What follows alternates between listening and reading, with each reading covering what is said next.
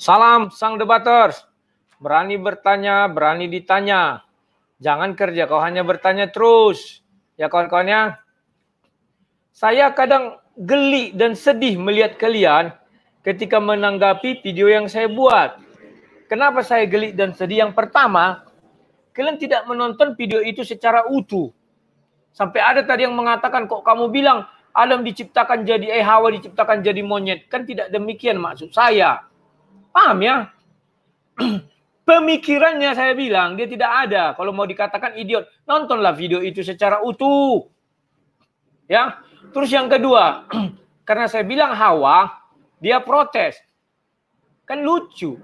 Dia bilang waktu itu namanya perempuan. Iya, perempuan. Kalau kita hidup di Kejadian 2 atau Kejadian 3. Ya kan? Kita hidup kan sekarang, sudah dibukukan, sudah Bible. Sudah kita ketahui siapa nama wanita itu, namanya Hawa. Tidak salah kita sebut Hawa. Ya, kawan-kawan Kristen, sekali lagi saya katakan kalau begitu cara pemikiran kalian dihajar sama apa itu simsalabim. Maka banyak orang Kristen yang murtad karena tidak bisa mempertahankan imannya. Tidak tahu dia cara mempertahankan iman. Ya, saya mengajari kalian. Saya bilang kalau kalian tidak suka silakan. Namun beri argumen. Ini masih ada yang membilang begini pokoknya, tapi tak dikasih argumen. Sudah saya katakan maaf ya, saya anggap kalian tolol. Enggak salah itu. Itu Alkitabiah. Sungguh tolol umatku. Apa itu Yeremia 24 ayat 22 kalau enggak salah ya. Nanti kalian cari aja. Anak-anak bodoh. Jadi kawan-kawan, saatnya kita cerdas. Biar iman kalian kuat dan kalian tidak bisa digoncang oleh dunia ini ya. Oke. Sekarang situ saya buat Taman Eden benar di sorga, ya kan? Kalian akan bertanya mana di bumi? Mari kita buktikan, kan itu aja. Dan saya buat judulnya memang agak provokatif. Sebenarnya bukan provokatif, tapi itulah dari sebuah iklan agar orang melihat dan cara mendengar dan mengikuti. Ya, oke. Saya mulai dari Kejadian 3 ayat 8. Itulah rahasia terbesar yang diberikan kitab suci kepada kita. Apa di Kejadian 3 ayat 8 dikatakan? Ketika mereka mendengar bunyi langkah Tuhan Allah. Ingat, di situ bukan Tuhan aja, tapi Tuhan Allah. Ya kan? Ketika mereka mendengar bunyi langkah Tuhan Allah. Nah, itu yang saya katakan kemarin. Apa yang bisa kalian gambarkan dengan kalimat ketika mendengar? Artinya yang pertama bisa kalian gambarkan adalah bahwa ada sentuhan. Kan karena ada sentuhan makanya ada suara. Kalian bisa mendengar langkah. Paham maksud saya? Nah, kalau kalian kurang paham juga, saya mau bilang apa lagi? Itu yang pertama. Yang kedua, mereka mengatakan mendengar bunyi langkah Tuhan Allah. Artinya mereka sudah mengenal langkah itu. Contoh langkah saya. Anak saya tahu itu. Papa datang katanya. Karena langkah saya kalau naik mau ke rumah kan naik tangga itu krotok, krotok, krotok. Nah gitu. Beda dengan yang lain. Agak jinjit-jinjit. Artinya mereka sudah melihat Allah itu sendiri. Nah, kalian membantah. Loh kok bisa mereka melihat Allah sendiri? Mari kita buktikan. Kan itu saja. Jangan kalian bilang beginilah begono. Pikir dulu. Baru buat pernyataan atau pertanyaan. Nanti saya jawab. Kebiasaan orang Kristen unyu-unyu. Dia tidak berpikir. Dia langsung nyerocos. Kalian bicara mengenai kitab suci orang lain. Seolah-olah kalian hebat. Tidak. Yang kalian baca kalian googling-googlingnya tuh. Kalau saya tidak pernah googling. Saya baca kitab suci itu. Saya cari. Ini jawabnya mana. Cuma saya tak mau keluar dari kitab suci. Karena kalau memang itu kitab suci yang sempurna, dia harus mampu menjelaskan isinya sendiri. Itu di otak saya. Kalau kalian kan tidak. 16 kitab. Pergi kalian mengikuti. Saya nggak mau. Buktikan kitab suci sempurna, saya bilang. Kalau hal seperti ini, maaf ini ya, kawan-kawannya, saya buka rahasia. Mereka tak akan mampu menjawab. Sudahlah. Makanya saya kejar ustadz-ustadz kristologi itu lari semua ngacir. Karena saya ajak dua bertanya jawab. Kalian bertanya, jangan hanya bertanya aja kerja. Kau kan ku bilang, berani bertanya, berani ditanya. Oke kawan-kawan ya. Baik, sekarang saya jelaskan. Kita sekarang masuk kepada 2 Korintus 3 ayat 17. Sebab Tuhan adalah roh. Ya. Maka kalian bilang, roh itu bagaimana? Sesuai film-film, dinding pun bisa ditembus. Maka roh tidak akan mungkin membuat sebuah benda berbunyi. Kan demikian? Oke, saya ikut kalian. Bahwa Tuhan itu adalah roh. Maka kalian bilang itu bukan Tuhan. Jelas Alkitab mengatakan Tuhan Allah. Artinya itu Tuhan. Saya kalau mengatakan itu adalah Tuhan yang sesungguhnya, pasti kalian akan menentang saya dengan ayat Yohanes 1 ayat 18. Tidak seorang pun yang pernah melihat Allah. Kan demikian? Artinya ini kan Yohanes pembuka jalan bagi Tuhan. Dia menjelaskan sesuatu. Dari penciptaan sampai sekarang tidak seorang pun pernah melihat Allah. Kan demikian? Maka kalian mematahkan pernyataan saya di Kejadian 3 ayat 8. Ketika mereka mendengar bunyi langkah Tuhan Allah. Yang saya katakan mereka melihat Allah. Baik, saya ikut apa kalian lah. Apa kata kalian? Nah, sekarang saya tanya, lantas itu siapa? Ya, kalian tak akan bisa mencari siapa. Karena di situ dikatakan Tuhan Allah. Tapi baiklah, saya ikuti kemauan kalian. Saya buka Yohanes 17 ayat 5. Yesus berkata, aku padamu sendiri dengan kemuliaan yang kumiliki di hadiratmu sebelum dunia ini ada. Artinya Yesus itu sudah punya kemuliaan. Ya kan? Yang kumiliki. Siapa yang memiliki kemuliaan? Itu sesuatu yang ada. Kan demikian. Apa itu? Itulah firman Allah. Nah sekarang firman Allah itu. Hanya firman Allah yang diceritakan di Bible ini. Yang menjadi manusia. Nah sekarang saya giring kalian. Apakah wujud daripada Yesus? Saya bilang itu Yesus lah. Kalau kalian tidak menerima itu Tuhan Allah. Dan jelas dibilang itu Tuhan Allah. Maka Yesus juga Tuhan Allah. Karena kalian percaya Tritunggal. Yohanes 10 ayat 30. Aku dan Bapa adalah satu. Ya. Oke.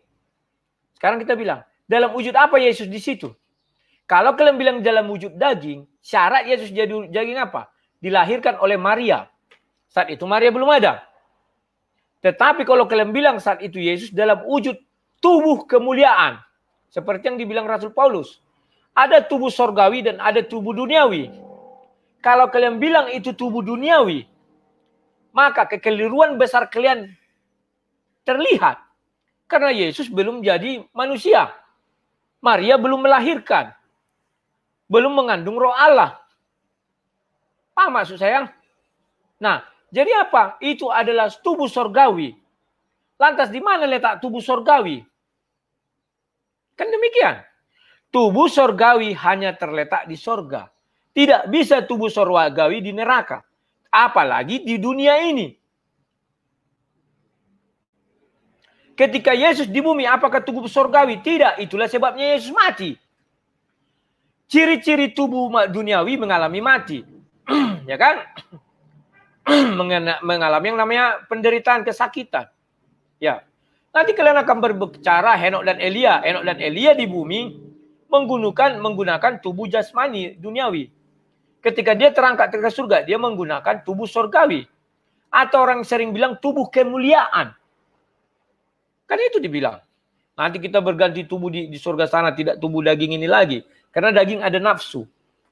Nafsu di surga nggak bisa masuk. Paham ya? Nah, sekarang apa lagi mau kalian bilang? Kalian sudah menentang bukan Tuhan Allah kalian bilang. Lah. Jadi siapa? Saya bilang Yesus. Berarti di sana menggunakan tubuh surgawi. Artinya berarti Yesus berada di surga. Artinya Taman Eden berada di surga. Kalau kalian bilang itu adalah Allah. Tuhan Allah kan ya kan? Apakah Tuhan Allah bisa di bumi? Bumi akan hancur binasa. Lantas, kalian membaca kitab suci dari semula. Tuhan Allah hadir ke bumi dalam bentuk apa? Bentuk ciptaannya. Contoh sama api. Tiang awan, tiang api. Ya kan? Baru burung merpati. Bahkan ada yang memang mengatakan ketika bertemu Abraham. Dalam wujud manusia. Itu ketika di bumi. Kan demikian? Nah, apakah ketika di bumi tubuh itu punya kesaktian? Misalnya kecepatan atau apa? Kan tidak. Alkitab menjelaskan dari semula tidak ada. Ya kan? Bahkan Yesus pun tidak bisa membuat seperti flash, kecepatan. Kalau mujizat iya. Nah, kenapa saya harus mengatakan kecepatan? Karena saya akan membuka kepada kalian bahasan terakhir daripada apa yang saya katakan. Ini, Kejadian 3 ayat 21. Dan Tuhan Allah membuat pakaian dari kulit binatang untuk manusia. Artinya Tuhan mencari binatang dulu. Kalau dia dalam tubuh duniawi. Ya kan, daging. Dia harus berburu dulu. Menangkap hewan. Karena di tubuh duniawi. Jangan kalian bilang segala sesuatu mungkin bagi Tuhan. Betul mungkin. Tetapi ketika di dunia, maka yang terjadi bentuk-bentuk dunia. Tiang awan, tiang api. Demikian juga dia berjalan. Tidak bisa langsung langsung sampai sana. Memang bisa, tapi Tuhan tidak mau berjalan. Sama api diam di tempat membakar. Yesus berjalan, naik sampan. Semua kegiatan di dunia ini dilakukan. Maka kegiatan di dunia pun harus dilakukan di situ. Maka Tuhan berburu binatang dulu atau menangkap hewan dulu. Baru membunuh. Kan demikian. Setelah membunuh menguliti. Kalau kalian bilang itu tubuh manusia. Tetapi kalau tubuh sorgawi tidak perlu. Cukup dibilang dilihat Tuhan hewan diambilnya gini. Selesai. Suka-suka Tuhan. Paham ya? Itulah bedakan tubuh duniawi dengan tubuh sorgawi. Dalam tempo 1 detik pun bisa jadi itu baju. Kulit hewan itu dibuatnya Tuhan baju. Jadi. Tapi kalau tubuh duniawi nggak bisa. Itulah hebatnya Bible. Tidak dibilang. Tidak ada satupun tubuh duniawi yang bisa.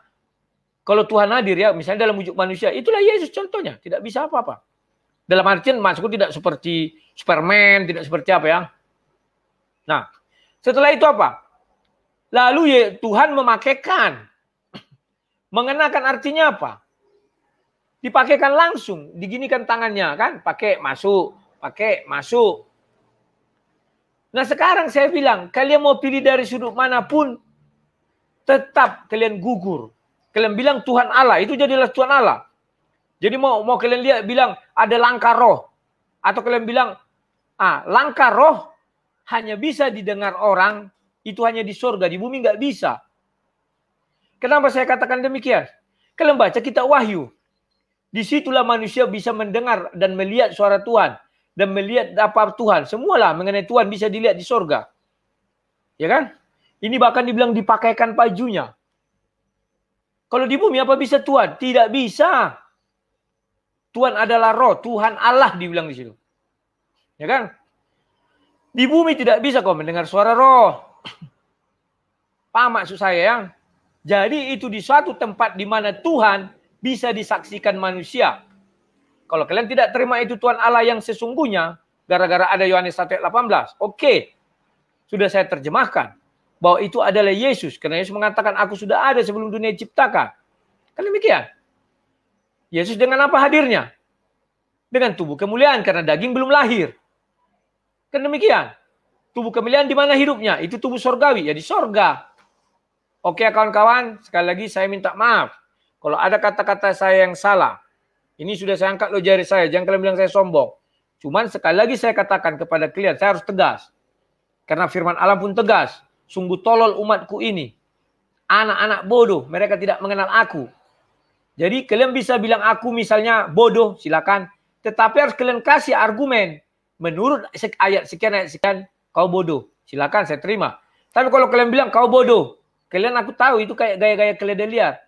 Maka saya akan mengatakan sama kamu. Kamu tolol. Kamu bilang saya bodoh tapi dasarnya tak ada. Oke kawan-kawan yang ini saya buat dalam kondisi asam lambung ya, maklumlah sakit. Tapi kalau saya tidak mengabarkan Injil sehari saja, badan saya itu pun kurang enak ya. Oke kawan-kawan, ini agar banyak ilmu kalian. Sekian dan terima kasih. Salam sang debater.